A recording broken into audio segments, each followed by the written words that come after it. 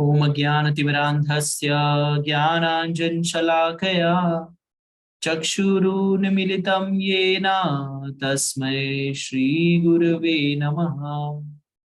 श्रीचैतन्यमनोभीष्टं स्थापितं येन भूतले स्वयं रूप कदा मह्यं ददाति स्वपदान्तिकम्।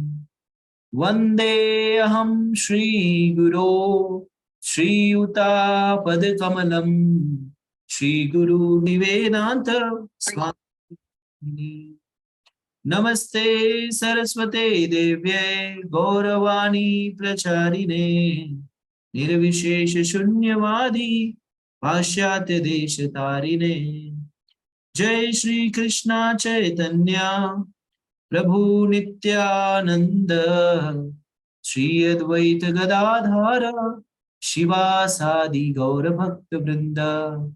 हरे कृष्णा कृष्णा कृष्णा हरे हरे, हरे राम राम राम हरे हरे। हरे कृष्णा। अंतर्राष्ट्रीय कृष्ण भावनामृत संघ इस्कॉन अयोध्या आप सभी का हार्दिक स्वागत करता है। आज जो है हम भगवद गीता के 18वें अध्याय, जिसका शीर्षक है उपसंहार संन्यास से उपसंहार संन्यास की सिद्धि। तो इस अध्याय के हम लोग अब आज श्लोक संख्या 31 से लेकर के 40 की विवेचना करेंगे। तो इसके पहले हमने देखा कि कल के सत्र में हमने देखा कैसे भगवान ने तीनों गुणों में ज्ञान की व्याख्या की। सतोगुणी ज्ञान क्या है, रजोगुणी ज्ञान क्या है, तमोगुणी ज्ञान क्या है। उसके बाद भगवान ने तीन गुणों में कर्म के बारे में बताया कि सतोगुणी कर्म क्या है, रजोगुणी कर्म क्या है और तमोगुणी कर्म क्या है। और तीन गुणों में कर्ता के बारे में श्लोक संख्या 26, 27 और 28 में बताया। तो अगर आप देखें तो श्लोक संख्या 17 और 18 में प्रकृति के तीनों गुणों के अंतर्गत विभिन्न विभिन्न कार्यों के बारे में विस्तार से भगवान ने बताया है। अगर आप अध्याय 17 में हमने देखा कि किस तरह से दान के बारे में बताया, यज्ञ के बारे में बताया, तपस्या के बारे में बताया, उसी तरह से अब यहाँ पर उसी चीज को आगे बढ़ा रहे हैं भगवान। तो हम देखते हैं सतोगुणी, रजोगुणी, तमोगुणी दान, या जो सतोगुणी, रजोगुणी और तमोगुणी कार्य है, ये पूर्ण रूप से निर्भर करते हैं कि किसके हेतु किया जाए।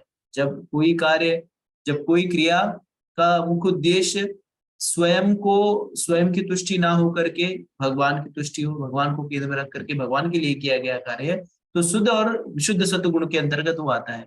और ये कार्य हमें आध्यात्मिक मार्ग पर लेके जाता है, हमें इस जन्म मृत्यु जरा व्याधि के चक्र से निकालता है, हमें कष्टों से बाहर निकालता है।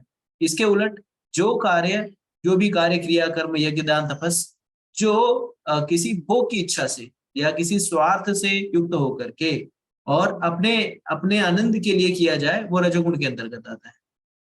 यानी जो व्यक्ति अपने आप को शरीर मानता है तो वो रजोगुणी कार्य में संलिप्त होता है। और तमोगुणी कार्य को अगर हम संक्षेप में या सार में प्रस्तुत करने के लिए कहा जाए तो वो कार्य जिसका किसी का भी लाभ नहीं, करने वाला का और जो कराने वाला है उसका भी लाभ नहीं है, और जो कार्य जिसमें हिंसा आदि का उपयोग हो और शास्त्रों का अनुमोदन नहीं हो, ऐसे कार्य प्राय तमोगुणी कार्य होते हैं। और ये तमोगुणी कार्य, क्रिया, कर्म, दान इत्यादि जो है वो करने वाले को भी कोई लाभ नहीं देते। तो हम सभी लोगों को प्रयास करना चाहिए कि हम ऐसा कार्य करें जो प्रकृति के तीनों गुणों के परे हो। और जब ऐसा कार्य करेंगे जो प्रकृति के तीनों गुणों से परे होगा तो वो हमें बंधन से मुक्त करेगा। बाकी जो भी कार्य है जो हम भगवान को केंद्र में रख करके नहीं करते, भगवान की प्रसन्नता के लिए नहीं करते और भगवान के बताए गए निर्देशों के अंतर्गत नहीं करते, ऐसे सारे कार्य जो है वो बंधनकारी है, ये दुख देते हैं। और अब अगर हम सारे कार्य शास्त्रों के निर्देशों के अंतर्गत करें, भगवान के दिए गए मार्ग पर चलते हुए कार्य करें, तो ऐसे सारे कार्य जो है मुक्ति का कारण बनेंगे। तो आइए हम आगे बढ़ते हैं इन व्याख्याओं में और तीव्रता से इसे, गंभीरता से इसे समझने का प्रयास करते हैं। आज के चर्चा की विषय वस्तु है इस अध्याय के श्लोक संख्या 31 से लेकर के 40 नंबर श्लोक। तो मैं आप सभी लोगों के लिए मैं स्क्रीन शेयर करता हूं। आप सभी लोग अगर स्क्रीन दिखाई दे तो चैट बॉक्स में लिख करके हमें कृपया अवगत कराएं।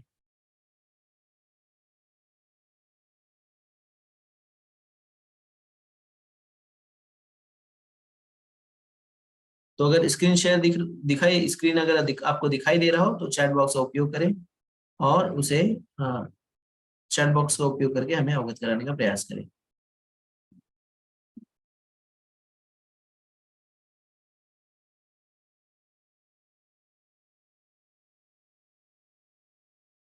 तो श्लोक संख्या 31, तो श्लोक संख्या 30 में हमने देखा था कि श्लोक संख्या 30 में हमने देखा था, श्लोक संख्या 30, 31, 32 में तीनों गुणों की बुद्धि के बारे में भगवान बताए हैं। तो सबसे पहले भगवान ने सतोगुणी बुद्धि के बारे में व्याख्या की। सतोगुणी बुद्धि के बारे में भगवान ने क्या कहा? हे पितापुत्र, वह बुद्धि सतोगुणी है जिसके द्वारा मनुष्य यह जानता है कि क्या करणीय है और क्या नहीं है, किससे डरना चाहिए, किससे नहीं, क्या बांधने वाला है और क्या मुक्ति देने वाला है। यानी मूल रूप से भगवान यहाँ पर शास्त्रों से युक्त जो जो बुद्धि, जो व्यक्ति शास्त्रों से जो शास्त्रों के ज्ञान से जिसकी बुद्धि आप्लावित है, ऐसे लोगों के विषय में भगवान यहाँ पे चर्चा कर रहे हैं।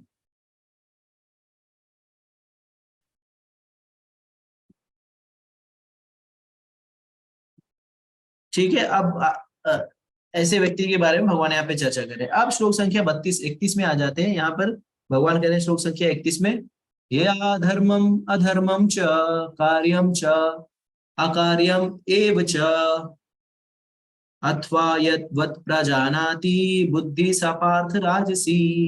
हे प्रथापुत्र, जो बुद्धि धर्म तथा अधर्म, करणीय तथा अकरणीय कर्म में भेद नहीं कर पाती, वह राजसी बुद्धि है। प्रभुपाद जी इस श्लोक पर कोई तात्पर्य नहीं दिया है, लेकिन हमें समझना होगा कि यहाँ पर जो बुद्धि धर्म, यानी जिस बुद्धि में अधर्म, धर्म तथा अधर्म इसका भेद नहीं कर पाती, कई बार और ये तभी हो पाता है, धर्म और धर्म का भेद तभी नहीं कर पाता व्यक्ति जब अपने आप को ये शरीर मानता है। जैसे प्राय देखिए कई लोग जो है वो घोटालेबाजी करते हैं, घूसपात लेते हैं, किसी भी कार्य के लिए वो किसी प्रकार का अवैध कार्य करते हैं, लेकिन वो अगर उनसे बातें की जाए, उनको समझाने का प्रयास किया जाए, तो वो लोग उस बातों को समझते नहीं। उनको लगता है कि मेरा परिवार है, मुझे परिवार का भरण पोषण करना है, अगर मैं नीति के बारे में बातें करूंगा या समझूंगा या नीति के अनुसार चलूंगा तो उसका कोई अर्थ नहीं है। भगवान ने कहा है अपने परिवार का पालन करो, ये सबसे सर्वोपरि कार्य है। उसके लिए चाहे आपको पाप कर्म भी करना रहे तो भी कोई फर्क नहीं पड़ता, और परिवार का भरण पोषण करने के लिए किया गया पाप कर्म भी पाप कर्म के अंतर्गत नहीं आता।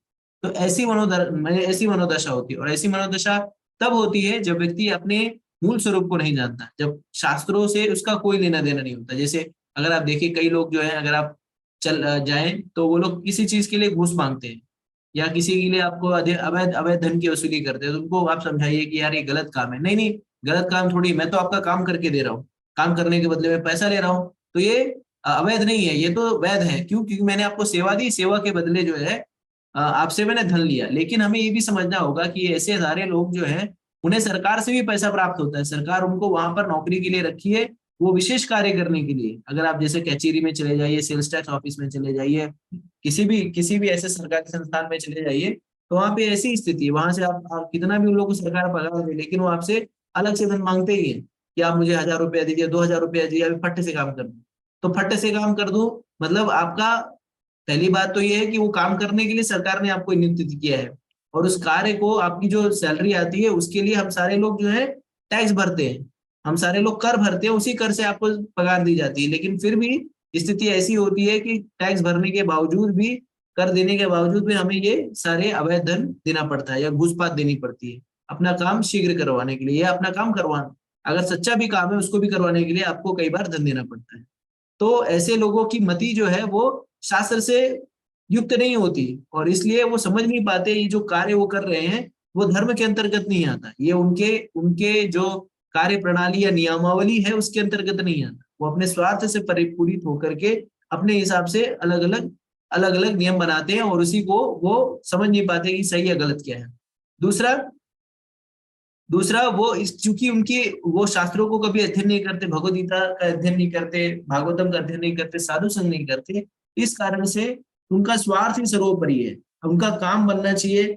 उनकी बुद्धि में ये दिखता है कि कैसे मेरा भला हो जाए। अब उस भला करने के चक्कर में किसी का बहुत ज्यादा भी लॉस हो जाए तो कोई दिक्कत नहीं है, किसी की जान भी चली जाए तो उसको कोई दिक्कत नहीं। जैसे मुंबई में प्राय होता है कि कई ऐसे इलाके हैं जहां से जब ये मुंबई की लोकल ट्रेनें गुजरती है तो वहां पर वहां पर कुछ जो उचक्के जो रहते हैं वो खड़े रहते हैं और क्या करते हैं, अगर कोई मान लीजिए ट्रेन के दरवाजे पर खड़ा होकर सफर कर रहा है तो उसके उसके हाथ में लाठी मार देते हैं जिससे उसका बैग या फोन जो है गिर जाए।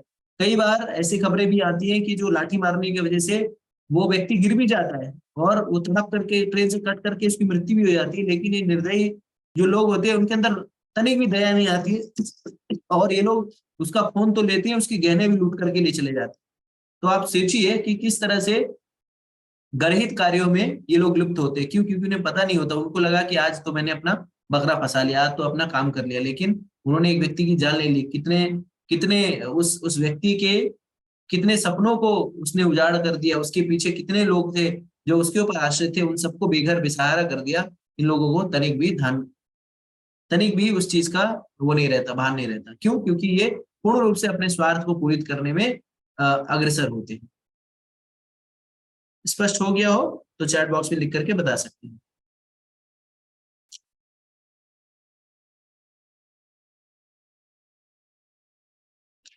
अब बढ़ते हैं हम लोग श्लोक संख्या 32 पर।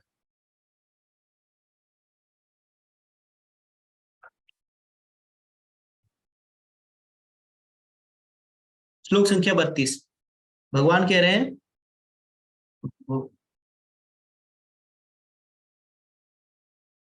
श्लोक संख्या 32 भगवान कह रहे हैं, अधर्मम धर्मम इति या मन्यते तमसा आवृता सर्व अर्थान विपरीतांच बुद्धि सपाथ तामसी।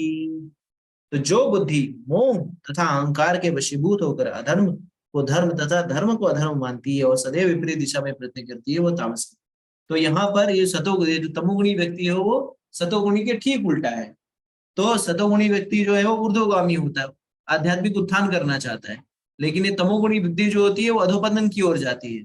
जैसे आप देखिए, कई बार हम लोग बोलते हैं ना कि मानव समाज जो है बहुत ही विकसित हो गया है, लेकिन मानव समाज में जो लोग हैं वो तमोगुण से परिपूर्ण है।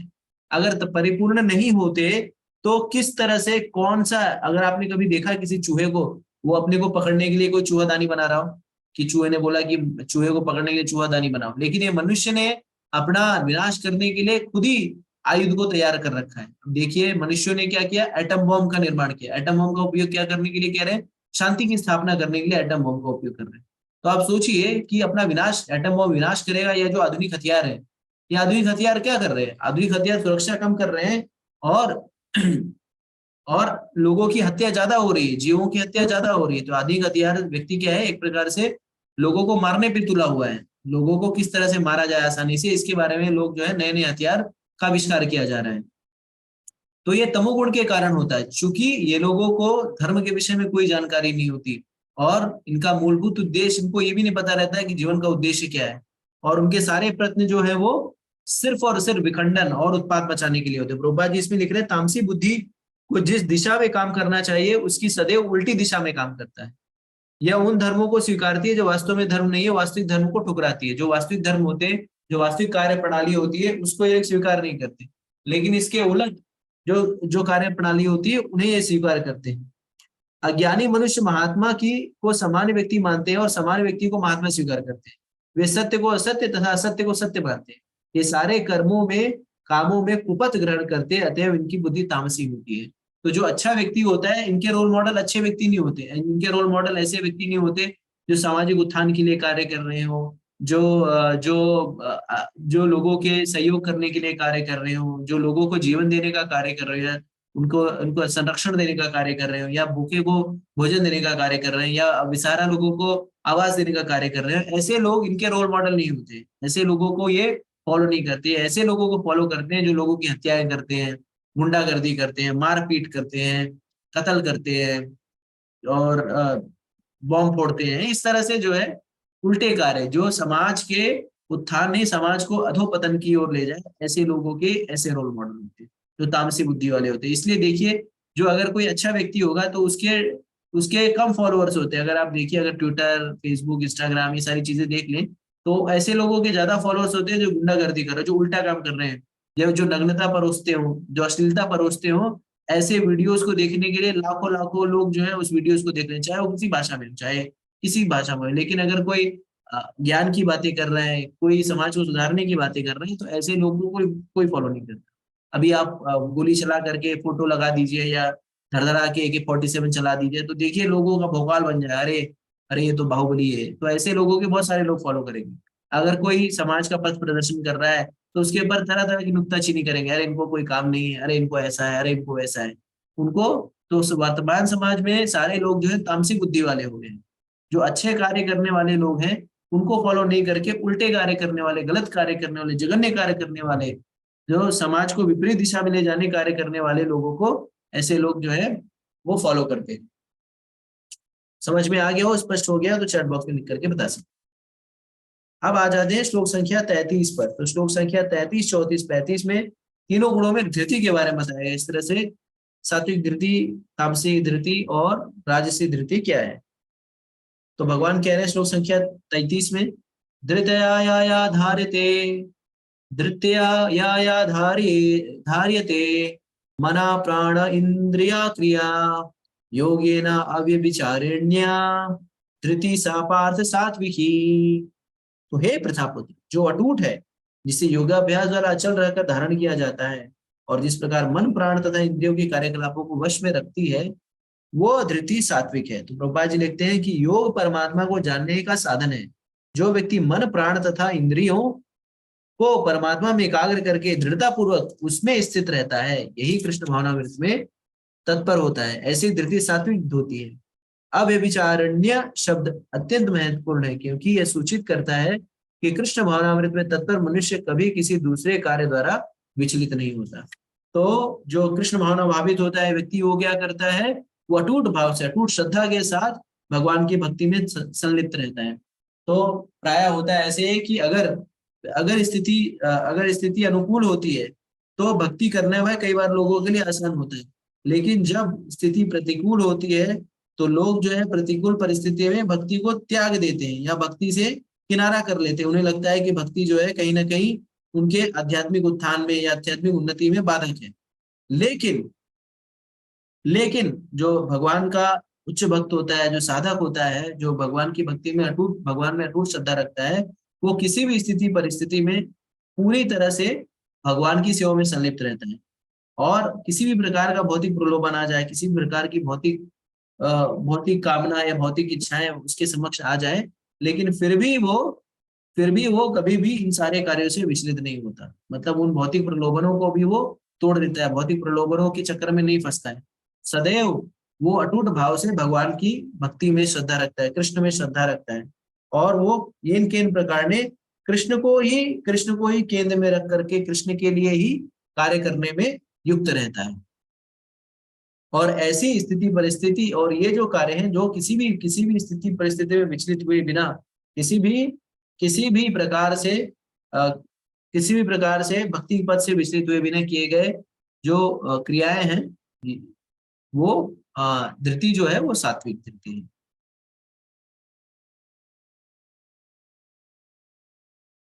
अगर समझ में आ गया हो तो चैट बॉक्स में लिख करके बता सकते हैं।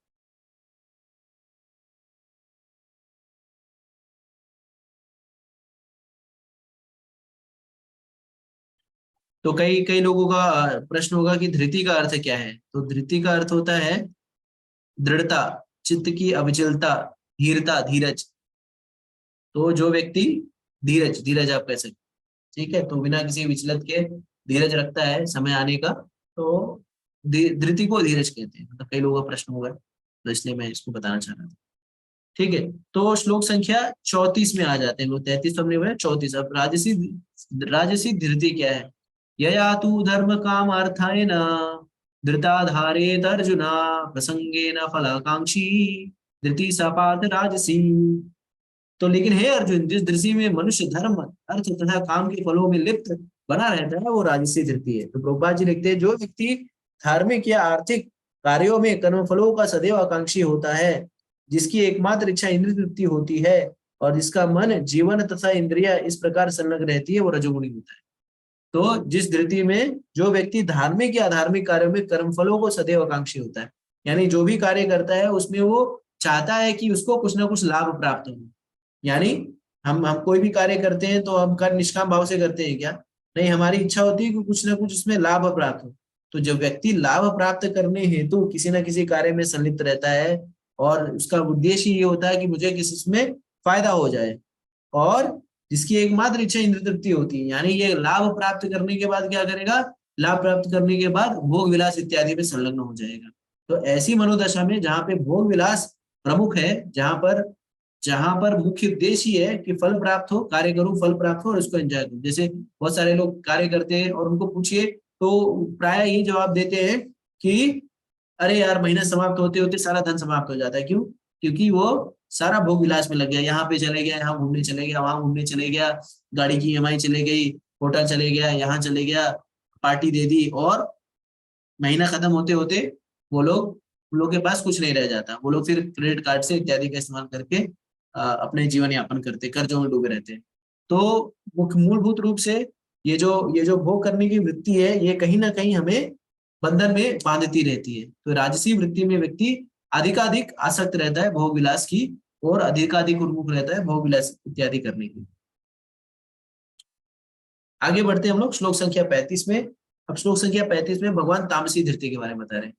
ययं स्वप्नम भयं शोकम विषादम मदम एव च न विमुच्यन्ति दुर्मेधा धृति सपार्थ तामसी।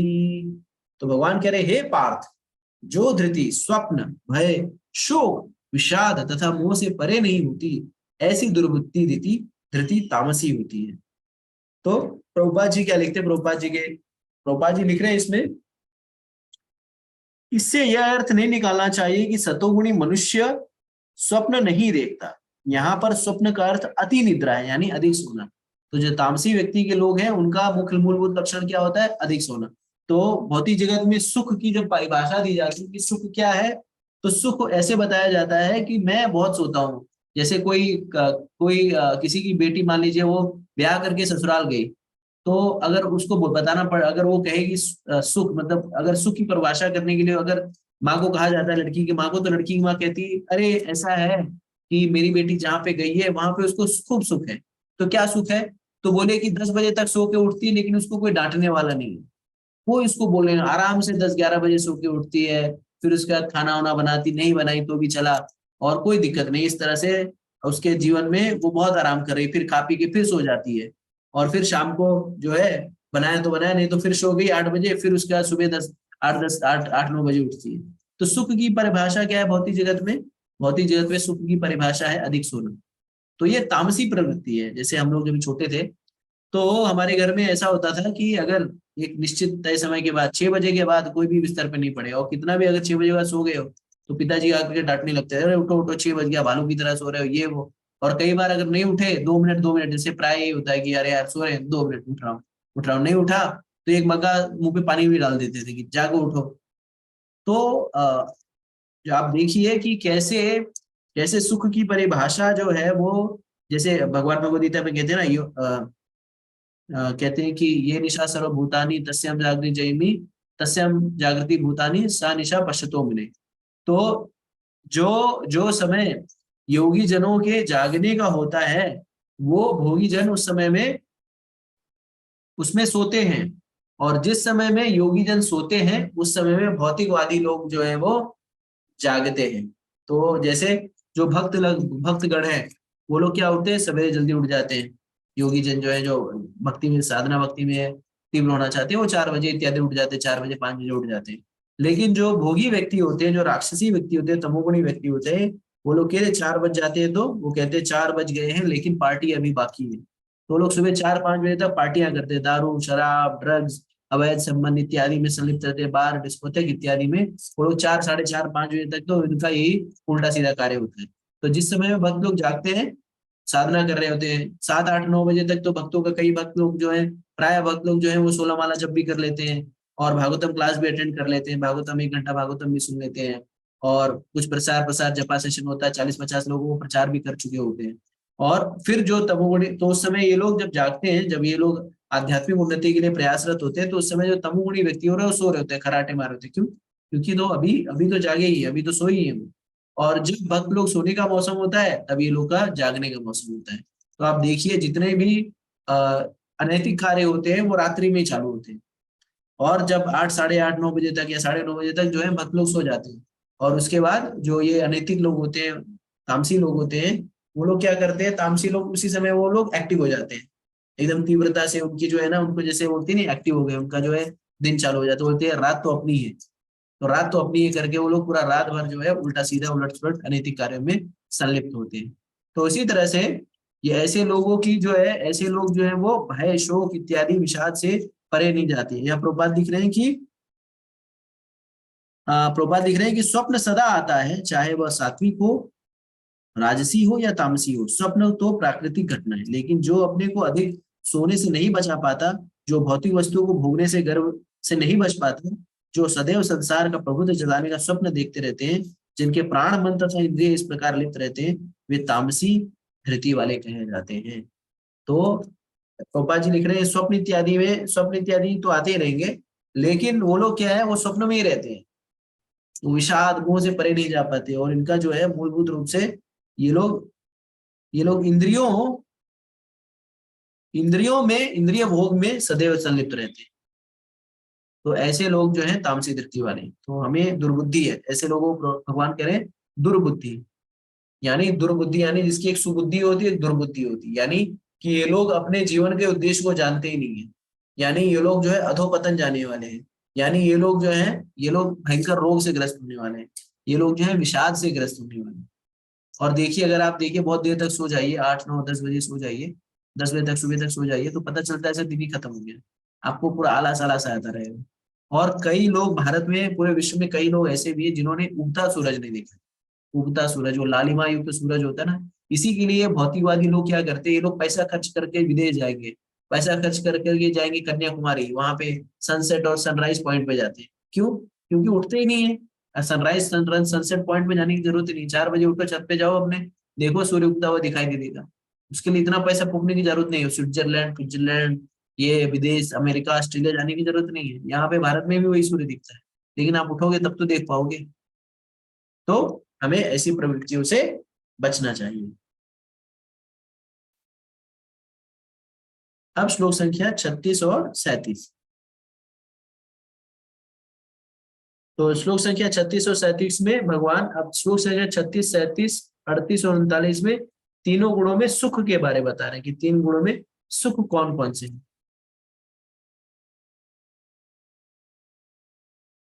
श्लोक संख्या 36 में कह रहे हैं भगवान, श्लोक संख्या 36 और, अच्छा,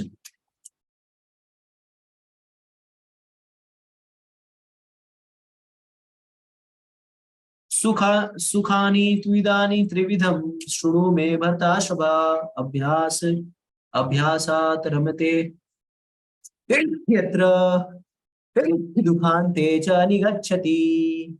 तो श्लोक संख्या 36 में भगवान कह रहे हैं, हे भरत श्रेष्ठ, अब मुझसे 3 प्रकार के सुखों के विषय में सुनो, जिनके द्वारा बद्ध जीव भोग करता है और जिनके द्वारा कभी भी सुख दुखों का अंत हो जाता है।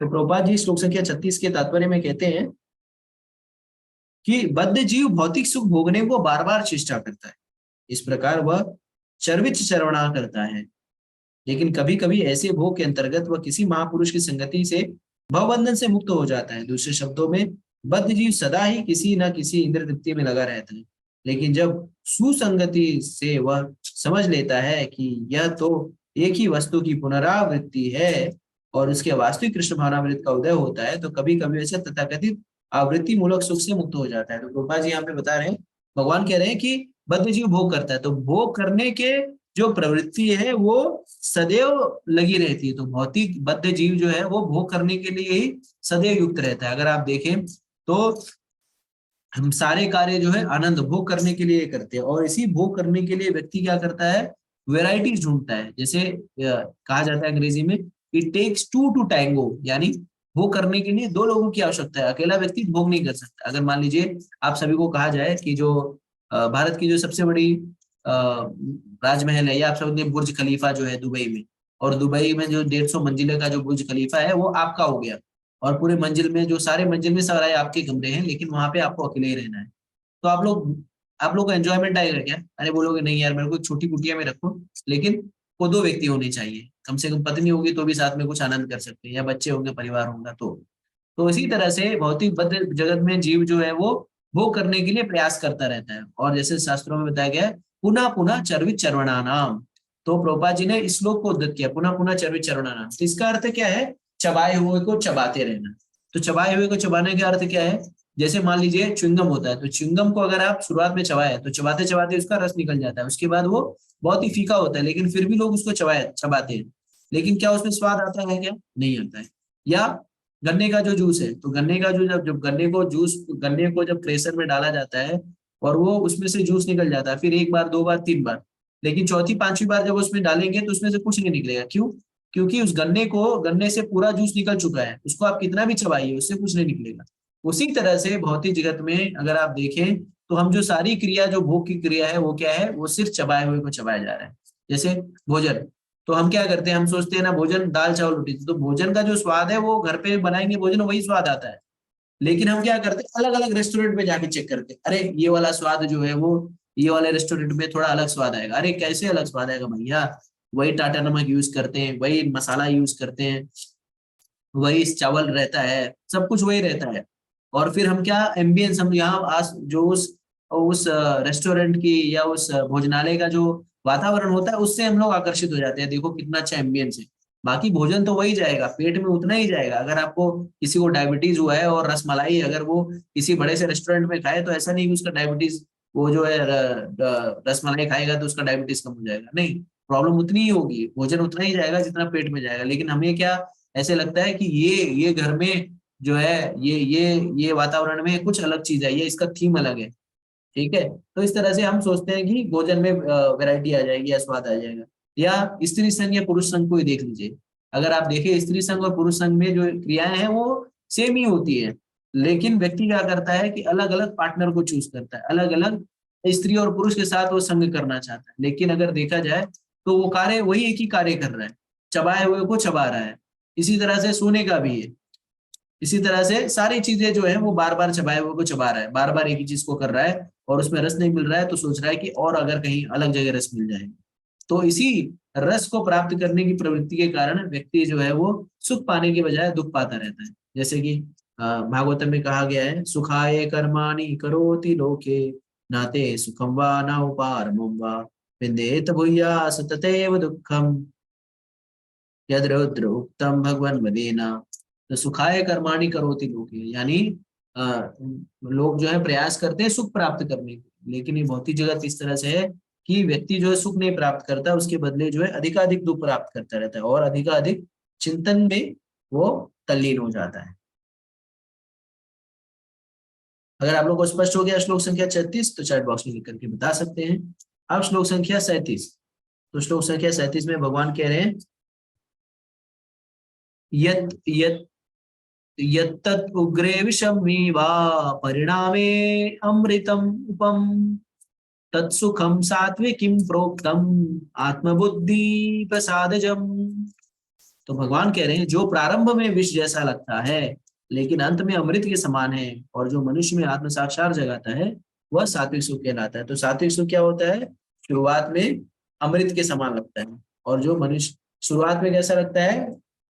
प्रारंभ में विष जैसा लगता है लेकिन अंत में अमृत के समान होता है, और जो मनुष्य में आत्म साक्षात जगाता है ऐसा सुख सात्विक कहलाता है। तो जैसे कि अगर उदाहरण दिया जाए, जो शुरुआत में विष जैसा लगता है बाद में अमृत जैसा लगता है, तो पढ़ाई लिखाई, तो जब हम लोग छोटे रहते हैं तो छोटे रहने के समय जब हम लोग को विद्यालय, जब माँ घसीट करके लेके जाती है, पिताजी वो घसीट करके लेके जाते हैं। आजकल तो घसीटने उसीटने का जो सिस्टम ही चला गया, अब कोई घसीट उसीट के नहीं लेके जाता, अब तो गाड़ी आती है और जो है लोग उसमें प्यार से बच्चों को समझाते हैं, अरे बेटा, अरे सोना, बेटी रो रही होती, पिताजी माताजी वो लोग उनको प्यार से सोना मोना करके ऐसे लड़के को बोल रहे जाओ जाओ करके। हमारे समय में तो पकड़ के जो है, अगर स्कूल नहीं जा रहा है तो 4 लोग पकड़ के से, 4, एक ने, 2 ने हाथ पकड़ा, 2 ने पैर पकड़ा, उठा के जो स्कूल लेके जाते थे।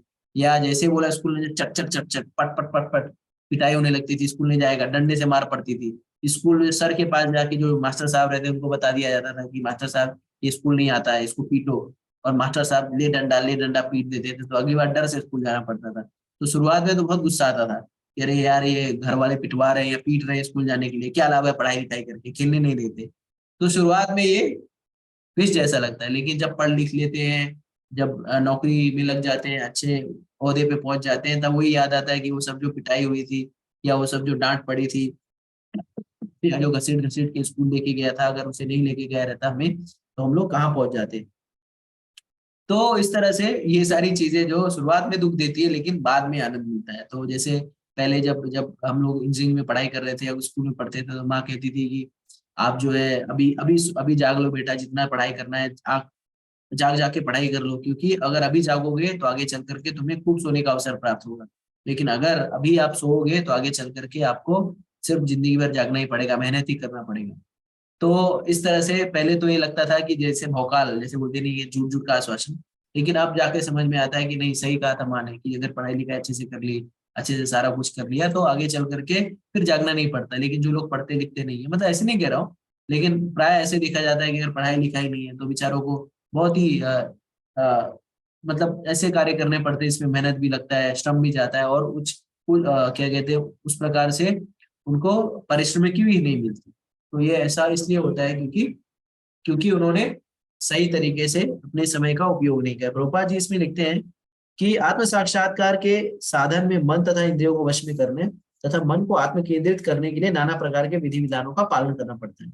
ये सारी विधियां बहुत कठिन और विष के समान अत्यंत कड़वी लगती हैं, लेकिन यदि कोई नियमों का पालन में सफल हो जाता है तो दिव्य पद को प्राप्त हो जाता है, तो वह वास्तविक अमृत का पान कर जाता है और जीवन का सुख प्राप्त करता है। तो यहाँ पर प्रभुपाद जी जो है बहुत ही सुंदर स्पष्ट तरीके से बता रहे हैं। यहाँ पर प्रभुपाद जी ने दूसरे पैराडिगम, दूसरी तरफ लेके गए, दूसरे पैराडिगम में ले गए हैं, जहां पर दूसरे पैराडिगम में ले रहे हैं, वो भक्ति से इन सारी चीजों को संलिप्त कर रहे हैं। किस तरह से शुरुआत में जब हम भक्ति में जाते हैं तो हमें माला जप करने के लिए कहा जाता है। तो पहली बार जब व्यक्ति माला जप करता है, भगवान का नाम जप करता है, हरे कृष्णा कृष्णा कृष्णा हरे हरे, हरे राम राम राम हरे, तो उसमें 20 मिनट लग जाते हैं, 20-25 मिनट लग जाते हैं, और सबको लगता है अरे यार ये 2-2.5 घंटा में कैसे निकालूंगा, 3 घंटा में कैसे जप करूंगा। और फिर जब बताया जाता है कि ये नहीं करना है, वो नहीं करना है, नियमों का पालन करना है, अवैध संग नहीं करना है, और क्या नाम है, किसी प्रकार का मांस भक्षण नहीं करना है, चाय कॉफी इत्यादि, ये सब सारी चीजों को बताया जाता है, तो व्यक्ति को पहाड़ जैसे लगता है। और शुरुआत में क्रोध भी आता है, अरे यार बाकी लोग ही अच्छे हैं। लेकिन अगर कोई नियमित रूप से इन कार्यों में संलिप्त हो जाए, नियमित रूप से भक्ति के नियम कानून का पालन करे, और जब वो भक्ति में लगने लगता है, और जब भक्ति का रस उसको लगता है, तब उसको लगता है कि नहीं यार, ये जो मैं तपस्या कर रहा हूँ, ये तपस्या जो है ये अच्छा किया है, तपस्या कर लिया, तब जाकर के मुझे एक तो मैं अच्छे मार्ग पर हूँ, और अपने जीवन के उद्देश्य को समझते हुए अच्छे कार्य में संलिप्त हूँ। तो जो हम तपस्या करते हैं, तो ये मनुष्य जीवन जो है, मनुष्य शरीर ही हमें मिला है तपस्या करने के लिए। शास्त्रों में ऋषभदेव भी कहते हैं, तपो दिव्यम पुत्र का न सम।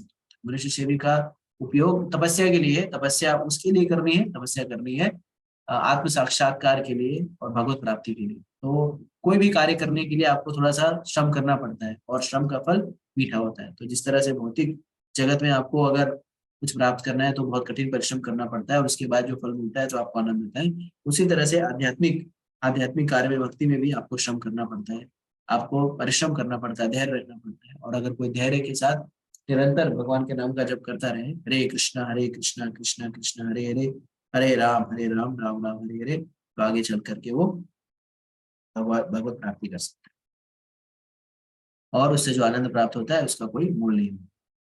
अगर आपको स्पष्ट हो गया हो, चैट बॉक्स में लिख करके बता सकते हैं। श्लोक संख्या 38 में अब जो है राजसी रजोगुण के सुख के बारे में बता रहे हैं। तो रजोगुण के सुख के बारे में श्लोक संख्या 38 में भगवान बता रहे हैं। भगवान कह रहे हैं, विषय इंद्रिय संयोगात यत्तत् अग्ने अमृतुपम अमृतम उपम परिणामे विषमीवा तत्सुखम राज संस्मृतम। तो जो सुख इंद्रिय द्वारा विषयों के संसर्ग से प्राप्त होता है, और प्रारंभ में अमृत तुल्य और अंत में विष तुल्य लगता है, वो रजोगुणी होता है। तो ये रजोगुणी सुख कैसा रहता है, प्रारंभ में आनंद देता है, लेकिन अंत में ये दुख देता है। तो गोपाल लिखते हैं, जब कोई युवक किसी युवती से मिलता है तो इंद्रिया सुख इंद्रिया युवक को प्रेरित करती है कि वह युवती को देखे, उसको स्पर्श करे, और उससे संभोग करे। प्रारंभ में इंद्रियों को यह अत्यंत सुखकर लगता है, लेकिन अंत में यह कुछ समय बाद वही विष तुल्य बन जाता है। तब वे विलग हो जाते हैं और उनमें तलाक विवाह विच्छेद हो जाता है, फिर शोक विषाद इत्यादि उत्पन्न होता है। ऐसा सुख सदैव राजसी होता है, जो सुख इंद्रियों और विषयों के संयोग से प्राप्त होता है, यह सदैव दुख का कारण बनता है, अतएव इसमें सभी तरह से बचना चाहिए। तो यहाँ पर प्रभुपाद जी बहुत ही तार्किक उदाहरण का इस्तेमाल कर रहे हैं कि जैसे जब कोई स्त्री पुरुष को देखे, या पुरुष, जो हम कहते नहीं कि नैन लड़ जाइए तो मनवा खतर कोई भी बगरी, तो किसी ने किसी को देखा और फिर उनको प्रेम हो जाता है, और लव एट फर्स्ट साइट प्रेम हो गया, और तुरंत वो लोग एक दूसरे के साथ संग करने लगते हैं, और फिर अंततः कुछ महीने के बाद झगड़ा फसाद होता है, और फिर वो संबंध विच्छेद या तलाक इत्यादि में तब्दील हो जाता है। तो चूंकि शुरुआत में ऐसे संबंध जो काम वासना पर आधारित हो, जो विषय भोग पर आधारित हो, ये शुरुआत में आनंद देते हैं और अंत में दुख देते हैं। जैसे कि अगर आप देखें तो अगर आप रात्रि के समय अगर कुलचे खा लीजिए, चाट पकौड़े या चाउमीन खा लीजिए, तो शुरू में खूब आनंद देता है, खूब मजा आता है। लेकिन जब आप अगले दिन जब जाते हैं शौचालय में, तब आपको पता चलता है कि पेट में कितना दुख हो रहा है। तो ये जो राजसी सुख होते हैं तुरंत मजा देते हैं, पहले मजा देते हैं और बाद में सजा मिलती है। सतोगुणी में तुरंत दुख मिलेगा, बाद में आनंद मिलेगा। लेकिन रजोगुणी में क्या होता है, तुरंत मजा मिलेगा, आप खा लीजिए खूब मजा आएगा, तुरंत बहुत बहुत मजा आएगा। जैसे कई लोग जो शराब इत्यादि पीते हैं या किसी प्रकार का व्यसन करते हैं, तो वो खूब नशा चढ़ जाता है और बहुत मजा आता है। लेकिन अगले दिन क्या होता है, अगले दिन हैंगओवर हो जाता है, उल्टियां करते हैं, उसी में उल्टी कर रहे होते हैं, उनको शुद्ध नहीं होती, पैंट में पेशाब कर दे रहे हैं, उनको कुछ शुद्ध बुद्धि नहीं होती कि क्या हो रहा है क्या नहीं हो रहा है। तो इस तरह से शुरू में सुख मिलेगा, बाद में दुख मिलेगा। ऐसे जो कार्य है वो रजोगुणी है। ऐसा जो सुख है जो रजोगुणी सुख है। फिर श्लोक संख्या 39 में भगवान तामसी के बारे में बता रहे हैं। श्लोक संख्या 39 में भगवान कह रहे हैं, यत अग्रे अनुबंधे च सुखम मोहनम आत्मनम निद्रा आलस्य प्रमादोत्थम तत्ताम समुदारितम। तथा जो सुख आत्म साक्षात्कार के प्रति अंधा है, जो प्रारंभ से लेकर अंत तक मोह कारक है, और जो निद्रा आलस्य तथा मोह से उत्पन्न होता है, वो तामसी कहलाता है। रूपा जी बहुत ही सटीक तरीके से, जो व्यक्ति आलस्य तथा निद्रा में ही सुखी रहता है वह निश्चय ही तमोगुणी है। जिस व्यक्ति का इसको कोई अनुमान नहीं है कि किस प्रकार कर्म किया जाए और किस प्रकार नहीं, वह तमोगुणी है। तमोगुणी व्यक्ति के लिए सारी वस्तुएं भ्रम है, और उसे ना तो प्रारंभ में सुख मिलता है ना अंत में। रजोगुणी व्यक्ति के लिए प्रारंभ में कुछ क्षणिक सुख और अंत में दुख मिलता है, लेकिन जो तमोगुणी है वो प्रारंभ से अंत तक दुखी होता है। तो जो सुख कई बार लोग थे, मैंने बता रहा था कि कुछ लोग जो है सोने को सुख मानते हैं, मैंने 12 घंटा 14 घंटा सो लिया तो मैं सुखी हूँ, या मैंने जो है फ्री में किसी के साथ फ्री में किसी को धोखा दे दिया या कुछ तो कर लिया तो मैं आनंद में, मुझे बहुत आनंद मिल गया। तो इस तरह से ये जो तमोगुणी सुख होता है वो पूरी तरह से मोह से उत्पन्न होता है, आलस्य से उत्पन्न होता है, और इसका कोई लाभ नहीं मिलता। तो हम सभी लोगों को इस तमोगुण से ऊपर उठना चाहिए। अगर समझ में आ गया हो तो चैट बॉक्स में लिखें। तो जैसे सतोगुणी व्यक्ति देखिए, सतोगुणी में व्यक्ति जो है जप कर रहा है, हरे कृष्णा कृष्णा कृष्णा हरे हरे, हरे राम राम राम हरे हरे। तो भक्ति में आत्म साक्षात्कार के मार्ग पर जा रहा है, थोड़ा सा तपस्या कर रहा है, क्यों, भगवत प्राप्ति करनी है। दूसरे में देखिए एक लड़का लड़की जो है हाथ में हाथ धरे जो है पुखेट बीच पे या गोवा बीच पे या जो भी बीच मान लीजिए, कैलिफोर्निया के बीच, न्यूयॉर्क, जो जहाँ कहीं भी जो बीच हो, वहां पे बाली के बीच पे जा रहे हैं लोग घूमते हुए।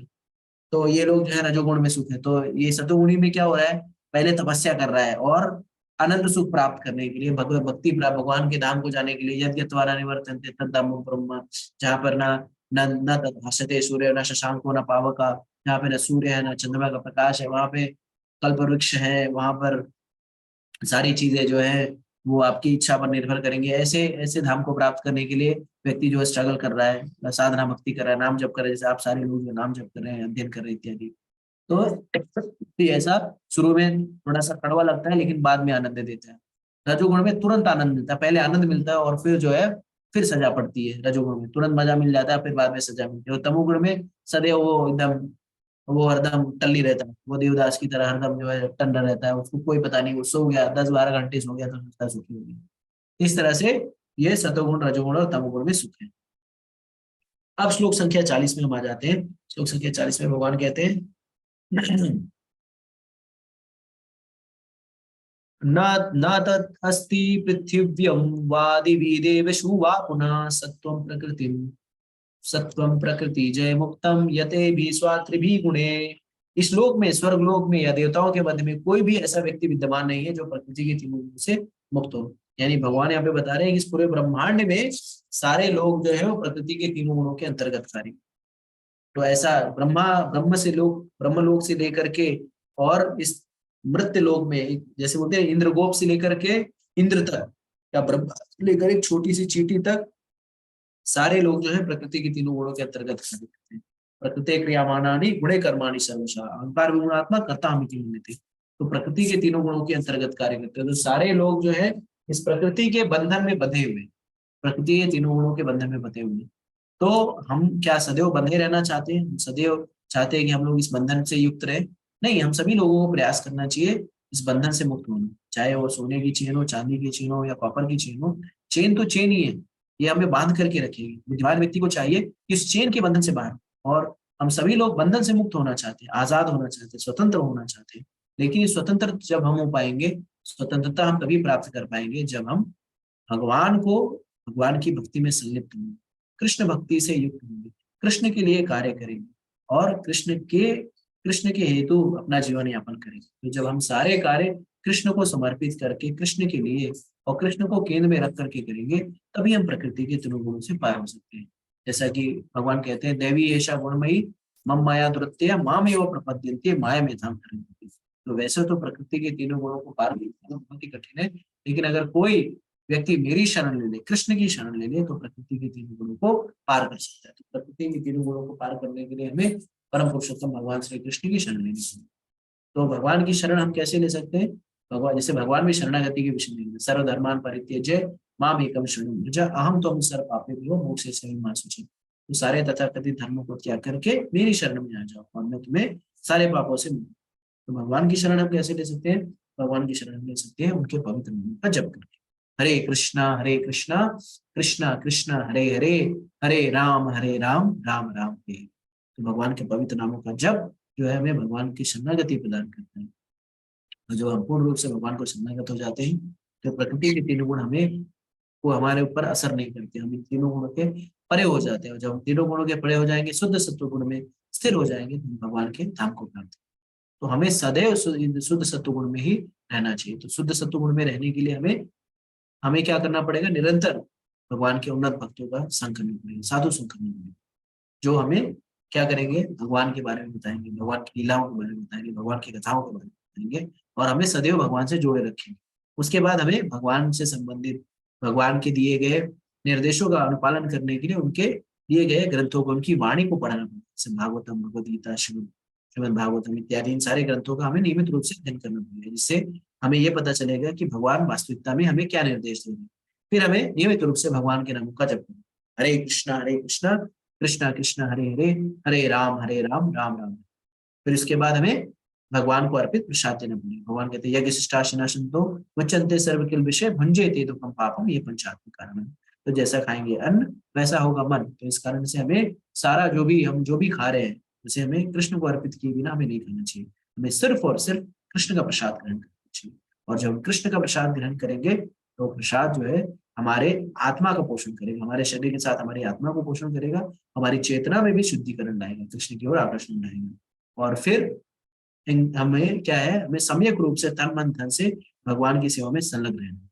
तो जैसी भी स्थिति परिस्थिति, जो भी स्थिति परिस्थिति हो, हमें सारी स्थिति परिस्थिति में कृष्ण की सेवा में संलिप्त रहना। जब इस तरह से सम्यक रूप से हम कृष्णमय रहेंगे, हमें कृष्ण की प्राप्ति अवश्य होगी, भगवान की कृपा अवश्य प्राप्त होगी, और हम जो है अपने इस मनुष्य जीवन के उद्देश्य को प्राप्त करें। तो आप सभी से अनुरोध है कि अपने मनुष्य जीवन के उद्देश्य भगवत प्राप्ति, भगवान कृष्ण की प्राप्ति की ओर अग्रसर होइए, प्रयास कीजिए और अपने जीवन को सफल। आप लोग से ये अनुरोध है मेरा कदमबद्ध होकर के कि नियमित रूप से भगवान के पवित्र नाम का जप करें। हरे कृष्णा कृष्णा कृष्णा हरे हरे, हरे राम राम राम हरे हरे। और इस तरह से आध्यात्मिक मार्ग में आगे बढ़ते रहें। तो यहीं पे मैं अपनी वाणी को विराम देता हूँ। आप सभी से, लोगों से अनुरोध है, करबद्ध होकर के अनुरोध है, आप सभी लोग जो है भक्ति के नियमों का पालन करें और सदैव भगवान के नाम का जप करें और अपने जीवन को सफल। तो यहीं पे सत्र को समाप्त करते हैं। भगवद गीता यथारूप की जय, जगत गुरु श्रील प्रभुपाद की जय, श्री गुरुदेव की जय। ओम तत्सत। हरे कृष्णा कृष्णा कृष्णा हरे हरे, हरे राम राम राम हरे हरे। जय गुरुदेव, जय श्री प्रभुपाद। हरे कृष्णा। सभी को धन्यवाद।